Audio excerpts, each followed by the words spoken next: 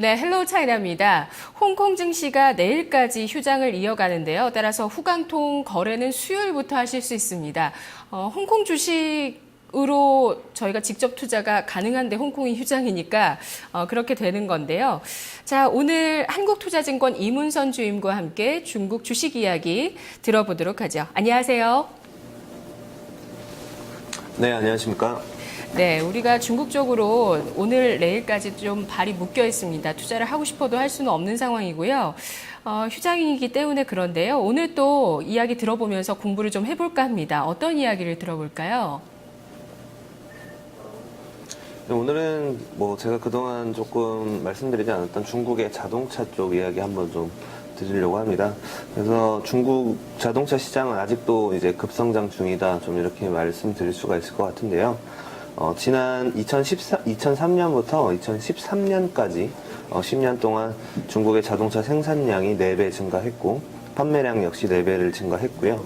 보유 대수가 4.3배 증가해서 현재 중국의 자동차 대수가 1억 944만 대를 기록하고 있다고 합니다. 그래서 앞으로 중국의 가계 소득이 꾸준하게 증가하면서 자동차 수요 역시 꾸준히 증가가 예상이 되는데요. 일반적으로 1인당 GDP가 8,000불 이상이 되면 이제 한 가구당 자동차 한 대 정도 이렇게 소유할 수 있는 능력이 생긴다고 합니다. 그래서 80년대 후반 우리나라도 그랬듯이 이제 한 가구당 자동차 한 대씩 이렇게 갖게 되는데 그런 부분에서 이제 중국의 자동차 시장은 아직까지 팽창할 수 있다고 보는 의견들이 좀 많은 것 같습니다. 아무래도 소득이 증가하게 되면 가장 먼저 사는 것들이 이제 집이나 차 이런 게 될 테니까요. 그래서 현재 1억 대가 넘는 자동차를 보유하고 있어서 세계에서 제2위의 자동차를 보유한 국가이기도 하지만 반대로 미국과 비교를 하면 100명당 자동차 보유 대수가 3.8대라고 합니다. 그래서 미국의 40대에 비해서 한 10분의 1 정도 수준에 불과하거든요. 저번에도 말씀드린 적이 있지만 이제 미국과 중국과 영토가 사이즈가 거의 비슷합니다. 그렇기 때문에 미국의 이제 10분의 1 정도 되는 그런 자동차 보유 수준을 감안한다면 앞으로 중국의 그런 자동차 시장은 더욱더 팽창할 수 있지 않을까 이렇게 생각이 돼서 오늘은 자동차와 관련된 회사를 좀 준비를 했고요. 완성차가 아닌 부품 업체를 조금 살펴보려고 합니다. 네. 아직도 중국 같은 경우는 부잣집에서만 차를 굴리는 것 같네요. 100명당 자동차 보유 대수가 3.8대로 미국의 10분의 1 수준입니다. 이렇게 중국은 우리의 과거와 또 첨단 미래가 혼자 하고 있는 국가여서 참 독특하고 흥미로운데요. 최근까지 이문선 주임님께서 추천해 주셨던 쪽이 거의 정책 모멘텀을 받는 쪽이었거든요. 국방 예산이나 1대1로라든지 서부 대개발, 대기오염, 국유기업들 이런 부분들 알아봐 주셨는데요. 이 밖에 주목할 수 있는 부분이 어딜까? 중국의 자동차 시장 주목을 해 주셨습니다. 그동안 헬로 차이나에서도 관련해서 중국의 마이카 시대 해서 보험업종이라든지 중국의 자동차 브랜드나 또 자동차 부품 쪽 알아봤었는데요. 오늘 부품 쪽 말씀해 주신다고요. 화역 자동차 시스템 우리 한번 부품으로 알아봤던 것 같은데 오늘 어떤 기업 가지고 와주셨나요? 예, 저도 이제 말씀드릴 게 화역 자동차 시스템입니다. 조금 더 자세히 말씀을 드리도록 하겠습니다. 이제 화역 자동차 시스템은 상해차 그룹, 상해기차 그룹에 속해 있는 그런 부품 업체라고 보셔도 될 것 같습니다. 국내로 따지면 회사 사이즈로만 비교하면 이제 현대차 그룹 내에 있는 현대모비스와 이렇게 유사하다 좀 볼 수 있을 것 같은데요. 조금 더 자세히 말씀을 드리면 일단은 상해 그런 차 그룹에 대한 매출이 좀 집중되어 있었습니다. 하지만 최근에 들어서 고객사를 좀 다변화하고 있어서 단가이나 압력을 좀 CR 리스크가 좀 완화되고 있다 이렇게 좀 보시면은 좋을 것 같습니다. 그래서 지금 그림도 제가 준비를 했는데요. 상해 기차역 매출이 지금 2010년 75%에서 13년에는 65%까지 하락을 했습니다.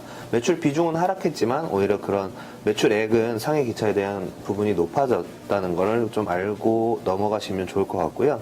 원가 경쟁력 확보하고 독자 기술 개발을 앞세워서 글로벌 OEM, 그러니까 수출도 앞으로는 늘리겠다 이런 계획도 조금 있는 것 같습니다. 그래서 향후에는 타 OEM 비중을 한 40% 이상으로 늘려나가면서 그런 매출의 안정성을 확보해 나가겠다는 게 이제 회사의 계획입니다. 지금은 아무래도 상해차 그룹에 대한 그런 매출 비중이 60%가 넘기 때문에 이런 부분들을 차츰 절반 이하로 줄이겠다 이런 계획도 갖고 있고요.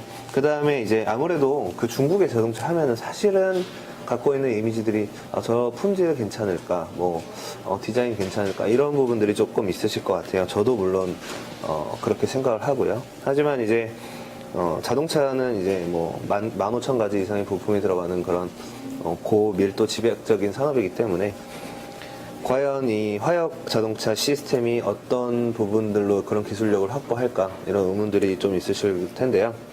지금 이 글로벌 부품사들하고 조인트 벤처 설립을 통해서 기술력을 좀 확보를 하고 있습니다. 일단은 조명 분야에서는 일본의 코이토사와 협력을 하고 있고요.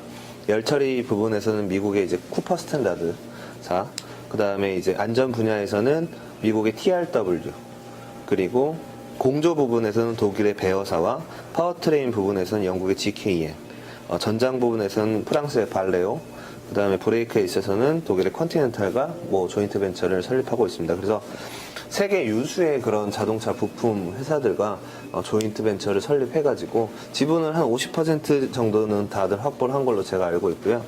그런 유수의 자동차 부품 회사들과 조인트 벤처를 설립하면서 기술력을 좀 빨아들이는 그런 역할을 하고 있다. 그래서 향후에는 당장은 아니지만 향후에는 이런 화역 자동차 시스템의 그런 부품 기술력들이 상당히 높은 수준까지 올라올 수가 있다 이렇게 보고 있습니다.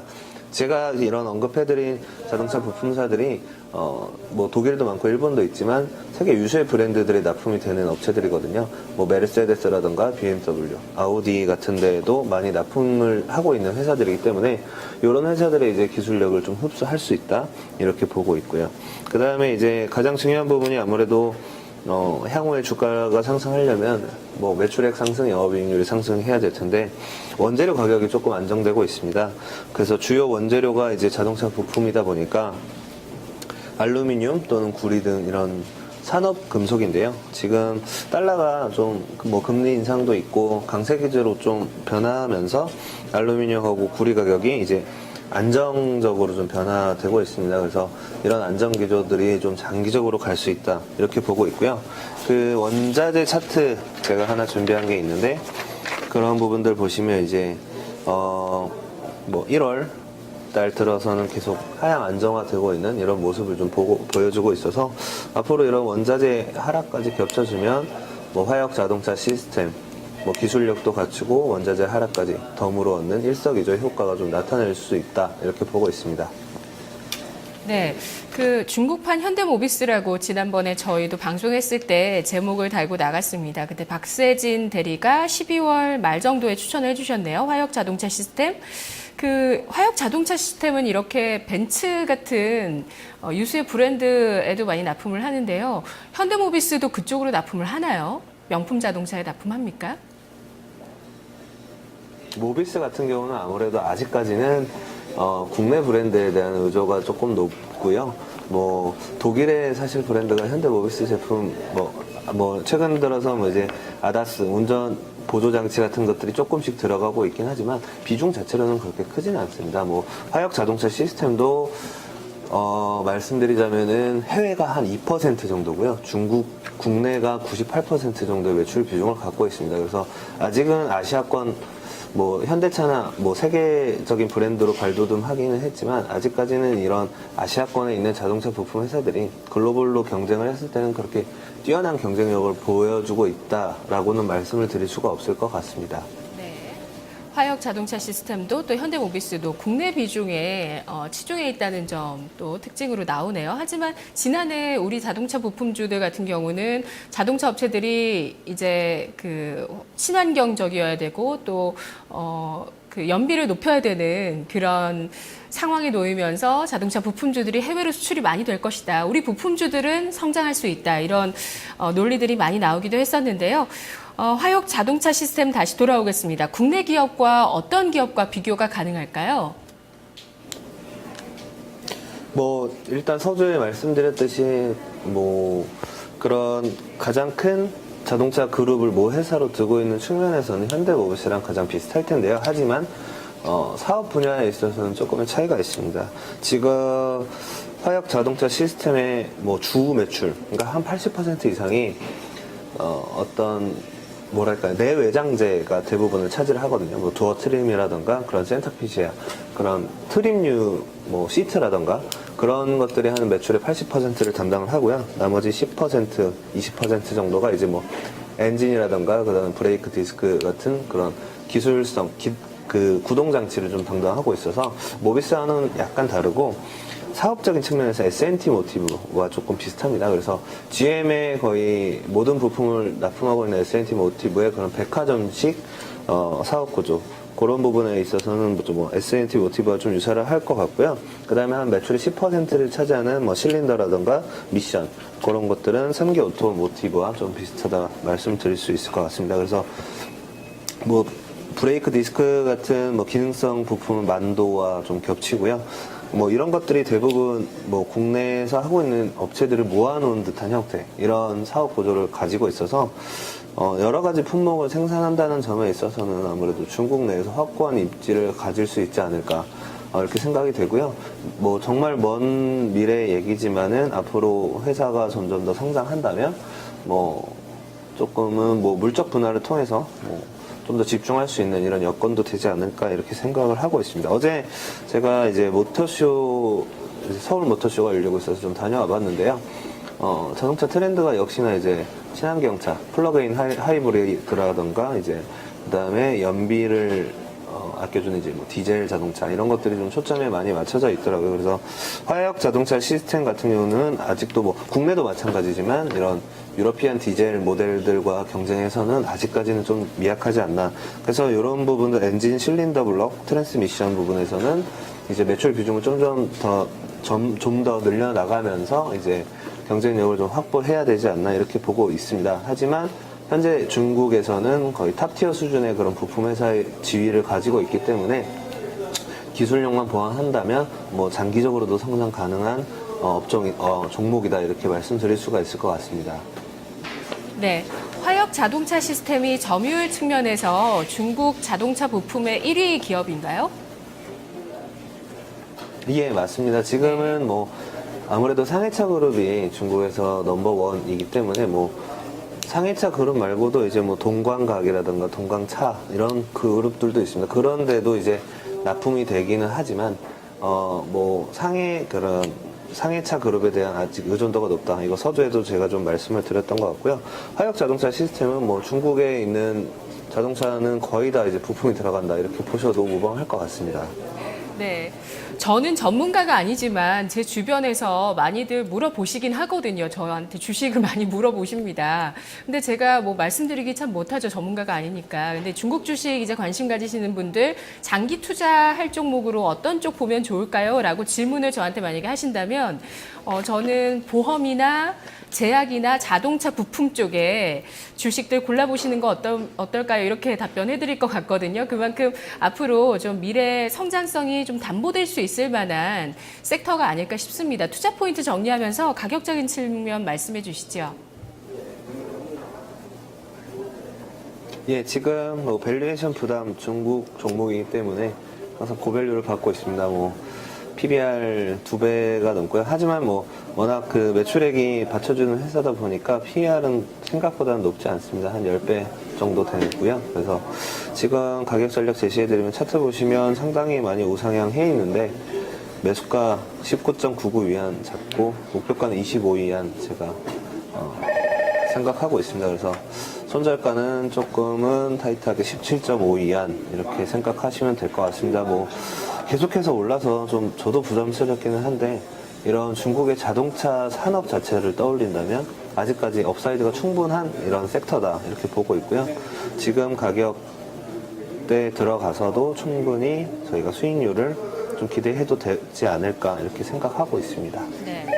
현대모비스의 주가도 89년도에 8,000원대 주가로 시작해서 그 최근에 현대차, 기아차가 미국에서 시장 점유율을 늘렸었던 2011년도 그때 당시 41만 원 선까지 5,000%의 한 20년 동안의 수익률을 보여줬거든요. 이문선 주임님도 주변에서 좀 몇 가지 섹터 골라주세요. 중국 주식 이렇게 하면 저처럼 한번 골라봐 주세요. 뭐가 있을까요? 뭐 제가 뭐 여태까지 말씀드렸었겠지만 일단 정책 수혜주 있을 것 같고요. 뭐 환경이라던가 뭐 국방 예산 증가 같은 정책 수혜주, 그 다음에 뭐 1대1로 뭐 같은 정책 수혜주죠. 최근에 뭐 AIIB 얘기 나오면서 이게 1대1로를 위한 뭐 포석 아니냐 이런 말들도 많은데 그런 건설 인프라 관련주도 괜찮을 것 같고요. 그 다음에 뭐 중국은 아무래도 그 13억, 14억의 내수 시장이기 때문에 그런 부분을 빼놓을 수가 없겠죠. 그래서 지금 말씀드린 이제 자동차라던가 뭐 자동차 부품, 그 다음에 이런 내수를 뒷받침할 수 있는 필수 소비재가 있겠죠. 뭐 대형 마트라던가 또는 식품 회사 있을 것 같고요. 그 다음에 말씀하신 것처럼 뭐 보험과 금융, 이것들은 뭐 내수가 성장하면서 금융은 항상 뒷받침되면서 따라 올라가야 되는 그런 산업이기 때문에 그 정도 말씀드릴 수가 있을 것 같습니다. 네, 알겠습니다. 잘 들었습니다, 주임님. 예, 감사합니다. 네, 오늘 헬로우 차이나에서 화역 자동차 시스템 알아봤습니다.